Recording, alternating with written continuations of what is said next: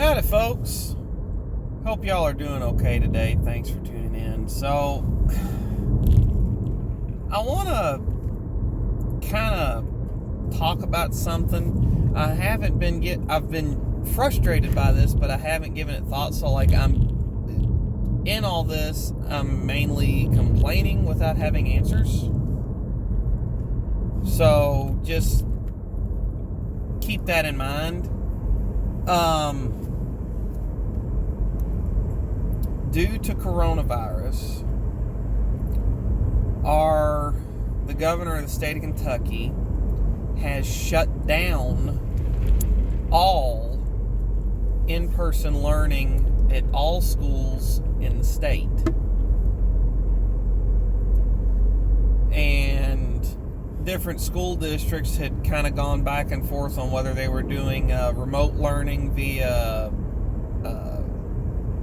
laptops and tablets and whatnot, and in person, and if they were running at a percentage capacity, and they've done all sorts of different takes on it. Well, this week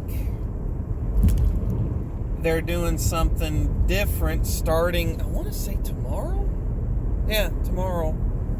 And it's just it's frustrating to me because in a lot of houses, mine included, everything that happens because everything else happens. So, as an example, when my wife took her first job earlier this year, and she had been out of work for about 4 months due to other reasons that aren't relevant to the story, we had to make sure that we had child care arranged for our kids. Whether it was a babysitter or my mother that lives with us, if she stayed with them if she wasn't busy, or my wife got home from work early enough to be there to meet the bus, whatever it was, we had to make sure that the kids were taken care of. And when school was out, that presented different challenges for us as far as making sure that everything that needed to go on could go on, where kids are being supervised and watched over, or have child care, or whoever can get over there to pick them up, things like that. Well, so they went from in-person learning to remote learning, which presented its set of challenges. Due to where I live, I cannot get reasonably priced home internet. So all the internet that I do is actually done via my phone, either through mobile hotspot, which thankfully I have unlimited data on everything, or just straight on my phone. I don't have in-home internet. Well, and I know that I'm not the only one in my area that's got that. Internet for a limited amount of data would be a pretty ridiculous bill every month. Well, anyway,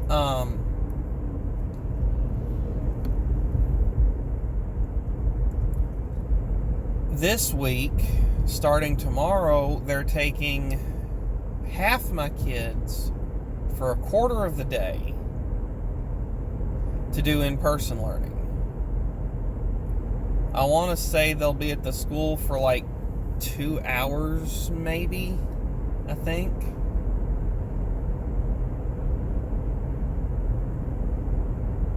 And then they'll be back home. And I don't get it. Thankfully, due to the entirety of my living situation and schedule and everything, it's not going to be a big deal to get the kids ready, to get them on the bus, to get them off the bus, and all that. It won't be a big deal. But I know that I'm in a small percentage of parents where the school's throwing that sort of monkey wrench out with 3 days warning isn't going to be a huge deal. I know that there are some parents that, work offices that are having their kids mask up and sit in the corner at the office and do their NTI learning, and then they give them a laptop or a tablet with games or videos or whatever and just keep them occupied while they're working. I've talked to people that do that. I've seen friends at offices I used to work at that are doing that because daycares are closed too. They don't have options. So the thing that I guess is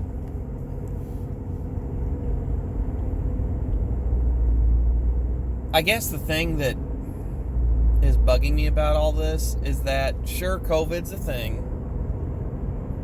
The deaths from it are a thing. But I think that we're not weighing the cost benefits of any of what we're doing.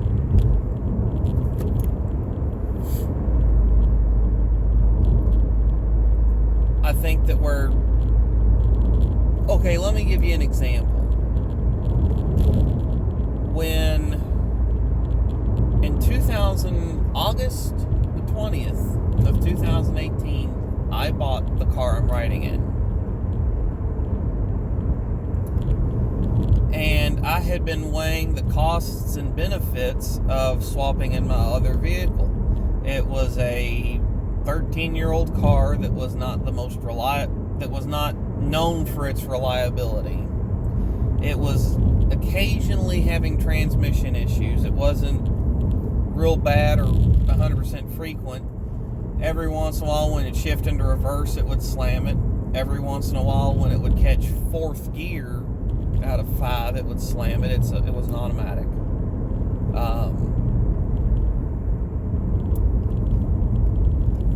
It had sprung a couple coolant leaks that I'd had to fix over the years. And I want to say within the last year that I'd owned it, the AC went out. Anytime the climate control was on, it would only blow full heat defrost, and it was a failure of the computer that controlled the climate control, which would have been a really expensive fix. And if you bought a used one, there's no guarantee that would fix it. On top of that, even a new one, there's no guarantee that would fix it, because those cars were known for electrical problems everywhere. So I'd been looking online at different cars and what payments and insurance and on and on and on and on would be. And I weighed the cost and benefits. There was some cost to buying a new car. I went a little further into debt. I had a slightly more expensive payment, slightly less expensive fuel bill. I had something new in warranty, whereas the other one had 220 or 30,000 miles on it and was giving signs that there could be some serious issues around the corner.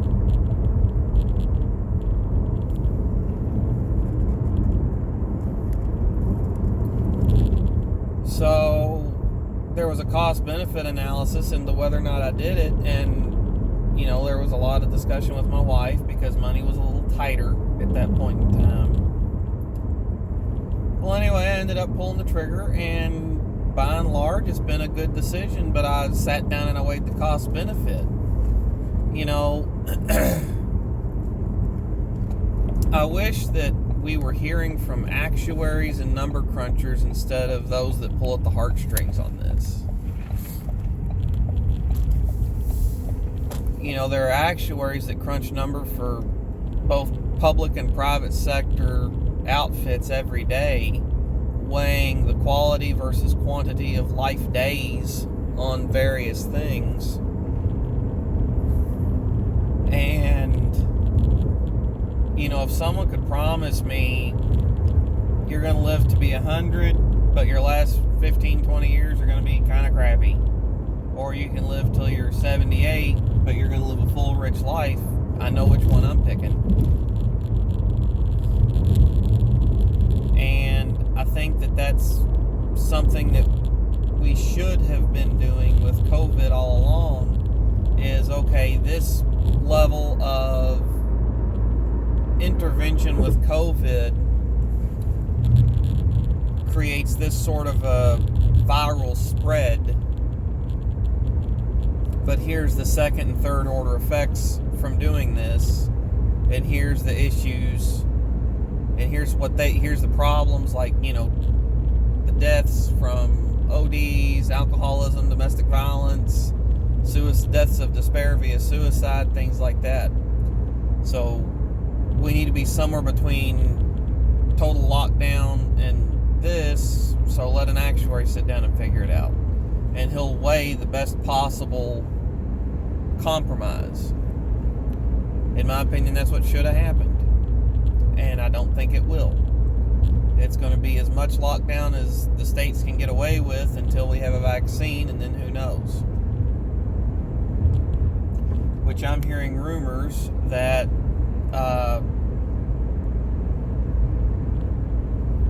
what's the name? Moderna and Pfizer are hoping to have certification for their vaccine by end of next week, I think. So we could start seeing rollout here very rapidly. So, anyway, that's something I gotta say, folks. That's all I wanted to say. Hope y'all doing okay. Stay safe. Thanks for tuning in.